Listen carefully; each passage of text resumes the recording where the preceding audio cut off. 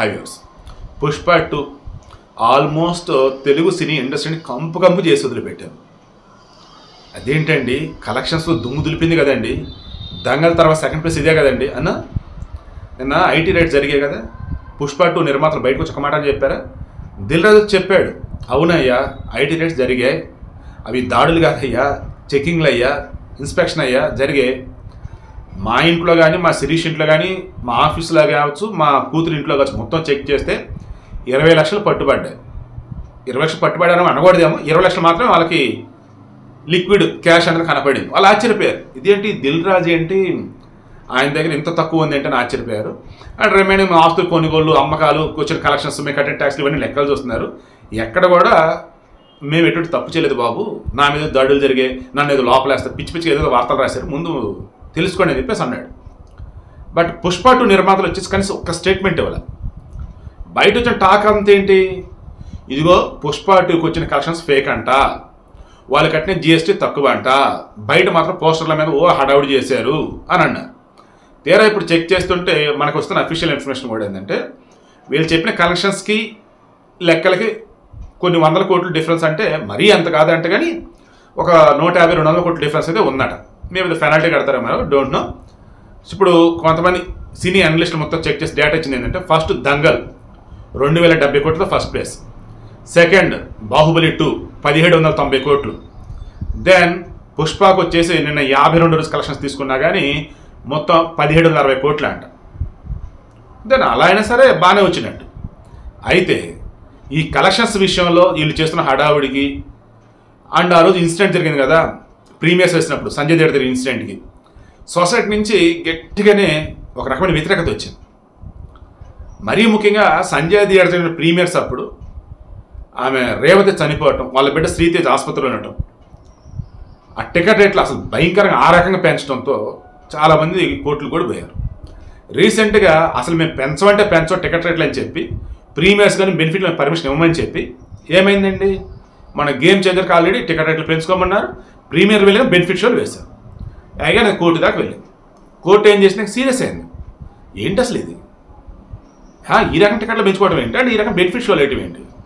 మామూలుగా సినిమాటోగ్రఫీ చట్టం ఏం చెప్తుంది, మన కర్ణాటకలో కూడా పుష్ప 2 సినిమాకి సంబంధించి ఇలాగే స్క్రీన్ లేదు ఇస్తే అడ్డదిడ్డంగా కోర్టుకు వెళ్తే ఇమ్మీడియట్గా చివాట్లు పెట్టింది.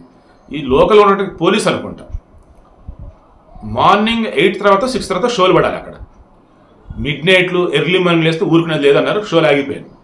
సో ఇప్పుడు ఇక్కడ తెలంగాణకి సంబంధించి చూసుకుంటూ ఉన్నప్పుడు నేను హైకోర్టు చాలా సీరియస్గా చెప్పాను, అసలు 16 సంవత్సరాల లోపు వయసున్న పిల్లలు మార్నింగ్ 11 లోపు సినిమా థియేటర్కి రావద్దు. అసలు ఇంకా ఉదయం 11 గంటల తర్వాతే సినిమా థియేటర్ రావాలి, నైటు 11 గంటల లోపు రావాలి. అంటే ఉదయం 11 నుంచి నైట్ 11 మధ్య వాళ్ళు థియేటర్ రావటం, అంతే తప్ప ఉదయం 11 లోపు రావద్దు, నైట్ 11 తర్వాత రావద్దు. అర్థమైందా? మార్నింగ్ 11 to నైట్ 11 మధ్య మాత్రమే 16 లోపు వయసు ఉన్నటువంటి పిల్లలకి సినిమా థియేటర్లోకి ఎంట్రీ, అదర్వైజ్ ఎవరికి ఎంట్రీగా వద్దు.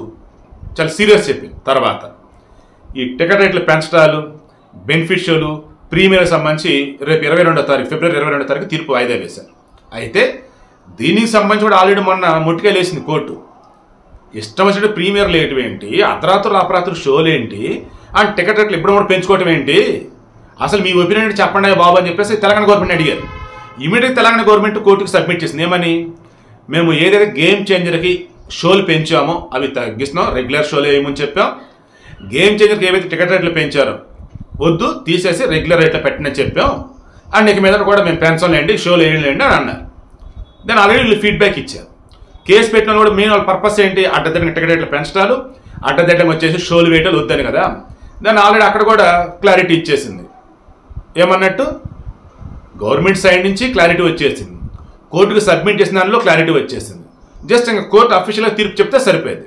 సో ఇంక ఇప్పుడు చెక్ చేయండి, పుష్ప 2 సినిమాకి సంబంధించి ఓ మనిషి చనిపోయిన తర్వాత ఇమీడియట్ ఆ కుటుంబాన్ని పరామర్శించాలా, అండ్ ఆ పిల్లోడు ఆసుపత్రిలో ఉంటే ఆ పిల్లోడికి ఖర్చు అంతా మాదని చెప్పేసి అది చెప్పింది లేదు. తీరా తెలంగాణ గవర్నమెంట్ కేసు ఫైల్ చేస్తే రేవంత్ రెడ్డి అసెంబ్లీ సెషన్ కొన్ని విషయాలు చెప్తే ఆయన నా క్యారెక్టర్ తక్కువ చేస్తున్నాడు అని చెప్పేది అబద్ధం అని చెప్పేసి అల్లు అర్జున్ ప్రెస్ మీట్ పెడితే కంపు అయిందా లేదా? దెబ్బగా సినీ ఇండస్ట్రీ అంతా నెత్తినోరు మొత్తున్నారు. ఓరే నాయన నీ ఒక్కడ వాళ్ళు ఈరోజు మేమంతా రోడ్డున పడ్డారో బాబు. నిన్న మంచు విష్ణు కూడా అన్నాడు అసలు ఆ ఇన్సిడెంట్ జరగకుండా ఉండాల్సింది, జరిగిన తర్వాత రెస్పాండ్ అవ్వాల్సింది, రెస్పాండ్ అవ్వాలా. ఈరోజు ఇండస్ట్రీ మొత్తం మీద ఎఫెక్ట్ పడింది అన్నాడు. మన పవన్ కళ్యాణ్ చెప్పింది కూడా అదే. జరిగిన వెంటనే రెస్పాండ్ అవ్వాల్సిందిగా రెస్పాండ్ అయినట్టయితే అల్లు అర్జున్ ఇంత దూరం వచ్చేది కాదు, గోడితో పోయింది గొడ్డల్లాగా తీసుకొచ్చాడని చెప్పేసి పవన్ కళ్యాణే చెప్పాడు. ఇప్పుడు చూస్తుంటే ఎలా ఉందండి, ప్రీమియర్లు పడవు, బెనిఫిట్ షోలు ఉండవు, టికెట్ రేట్ల పెంపు ఉండదు. దాంతో 100 కోట్లు పెట్టి సినిమాలు తీసిన వాళ్ళు, 100 కోట్లు హీరోలకు రెమ్యునరేషన్ ఇచ్చిన వాళ్ళు ఆ సినిమా ఎక్స్ట్రాడినరీగా ఉంటేనే కలెక్షన్స్ వస్తాయి. లేదంటే మొదటి రోజే పైరసీ చేస్తున్నారు పనికిమాలిన యాదవులు. దానివల్ల బయ్యర్లు మునుగుతున్నారు అండ్ నిర్మాతలు మునిగిపోతున్నారు.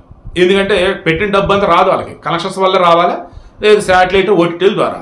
సో అంతకు ఇప్పుడు ఏంటంటే ప్రతి డైరెక్టర్, ప్రతి ప్రొడ్యూసర్, ప్రతి హీరో ఇక నుంచి కాదే హీరో అన్నట్టు అనుకోవాలా, ప్రేక్షకులు అన్నవాళ్ళు దేవుళ్ళు అన్నట్టు అనుకోవాలా. ఇక ముందు తీసే ఏ సినిమా అయినా సరే కంటెంట్ని బేసిస్కొని తీయాలి తప్ప 100 కోట్లు పెట్టి తీసాం ఇదిగో అదిగో అదిగో వీళ్ళు వాళ్ళు హడావుడి చేస్తే ఆ సినిమాలో ఆడటం కష్టం. అండ్ కోర్టులు కూడా ఏ మాత్రం ఇక మీద కనికరించవు.